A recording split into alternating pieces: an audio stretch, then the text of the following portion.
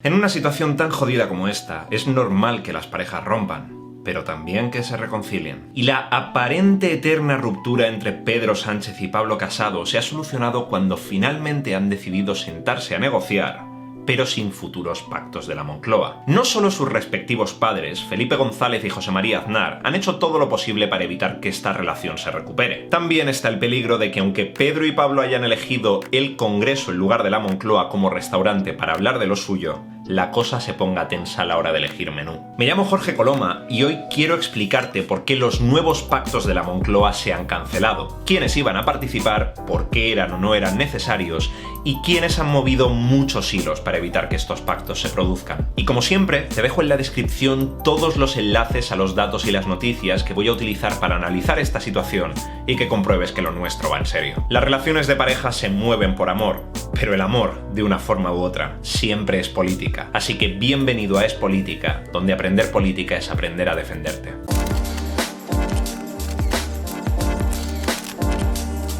Si vamos a explicar por qué no hay pactos de la Moncloa, primero tendremos que entender qué son los pactos de la Moncloa. Así que prepárate, porque vamos a hacer un viaje a la España pretransición. Estos primeros pactos de la Moncloa se hacen en el año 1977, y básicamente fueron unos acuerdos nacionales impulsados por el gobierno de UCD de Adolfo Suárez, y apoyados por el PSOE, por el Partido Socialista Catalán, por el Partido Comunista de España, por los partidos nacionalistas catalanes y vascos, por Alianza Popular y por los sindicatos. Y se hicieron, básicamente, para garantizar que España sobreviviese a dos situaciones. La primera de ellas fue una crisis económica gigantesca, que entre otros muchos datos arrojó un 25% de paro, un 25% de la devaluación de la peseta y un 26,5% de inflación.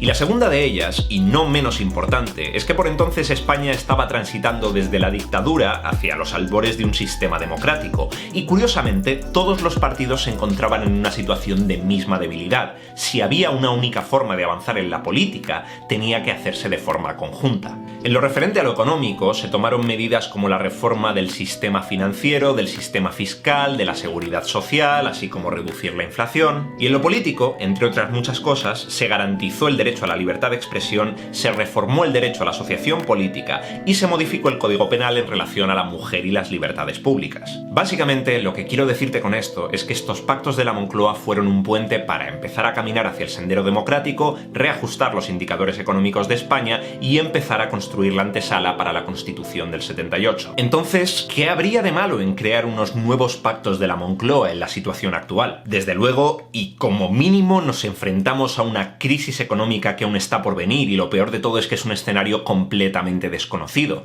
¿Por qué no hacer lo mismo que en el 77? Básicamente, hay tres grandes razones que explican por qué estos pactos no se van a producir. La primera de ellas es que, aunque la idea de estos pactos haya salido desde el PSOE, obviamente habría que negociarlos en forma de gobierno, y eso incluye a Podemos. Y el problema de Podemos es que en unos pactos nacionales presumiblemente querrían defender su propio modelo de Estado y su propio modelo económico. Y eso escocería a más de uno, tanto a izquierdas como a derechas del tablero. De hecho, y de manera preventiva, Felipe González ya lanzó una pequeña gran pulla a Podemos en los medios de comunicación hace días, diciendo que si Podemos cree que el momento de romper el marco constitucional es durante esta pandemia, se estará autoexcluyendo de cualquier pacto nacional. La segunda de estas razones es muy simple, y es que políticamente sería muy difícil que PSOE y PP se pusiesen de acuerdo en este contexto de cara a unos pactos. Al actual gobierno, que está compuesto principalmente por dos grandes partidos de izquierdas muy diferentes entre sí y apoyados por una pluralidad de fuerzas,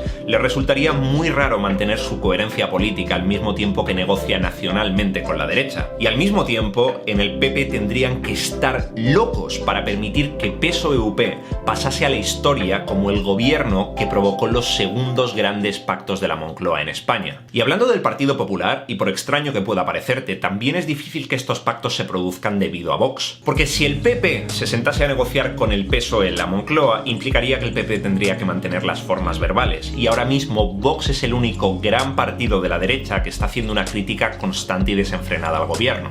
Y si el PP viese que el discurso de Vox empieza a calar en el votante de derechas enfadado, no tendría forma de copiar ese discurso ni de cambiar de bando porque estaría sujeto a una mesa de negociaciones nacional, y por lo tanto Vox se quedaría con todo el mérito de lograr que su discurso sedujese a este tipo de votantes. De hecho, la Fundación FAES, que es el lobby tradicional de la derecha en España, le ha lanzado un dardo bastante envenenado a Pablo Casado. En un editorial de FAES, Aznar le dice a Pablo Casado que el único escenario donde el PP debería pactar con el PSOE es si el PSOE rompe lazos con Podemos, y eso es absolutamente imposible, no va a ocurrir. Y precisamente, como tercera razón, encontramos que no solamente Vox ha rechazado de forma directa participar en estos pactos, sino que también lo ha hecho Bildu, Esquerra Republicana y Junts per Cat. Y tiene bastante sentido, porque estos partidos nacionalistas tienen miedo de tener que ceder no solamente a demandas de la derecha, sino a demandas de carácter centralista. Por todos estos escenarios, el PSOE ha dejado de insistir en la idea de unos futuros pactos de la Moncloa y en cambio ha cedido a la petición del PP de crear una comisión parlamentaria en el Congreso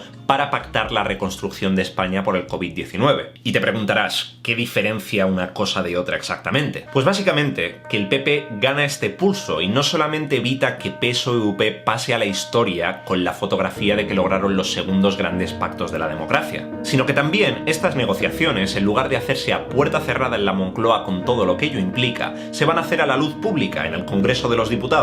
Y ahora viene la gran pregunta, ¿qué se va a negociar exactamente?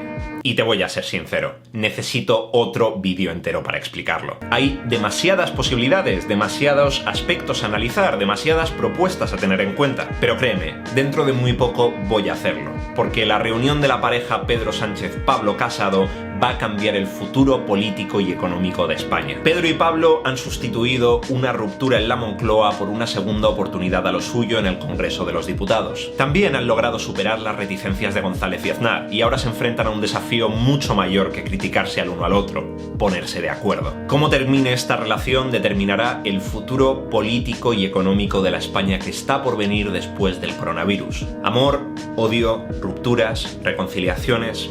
En último término, nuestras relaciones son siempre política.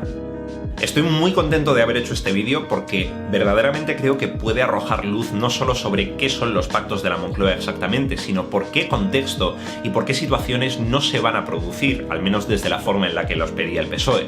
Vamos a tener que estar muy atentos al respecto de cómo avanzan las negociaciones en el Congreso de los Diputados, porque, vuelvo a repetirlo por tercera y última vez, esta comisión va a cambiar el futuro político y económico de España.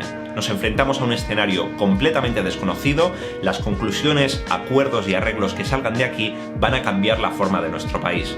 Pero como siempre, estaremos aquí en Es Política para analizarlo. Soy Jorge Coloma, si es personal, es política.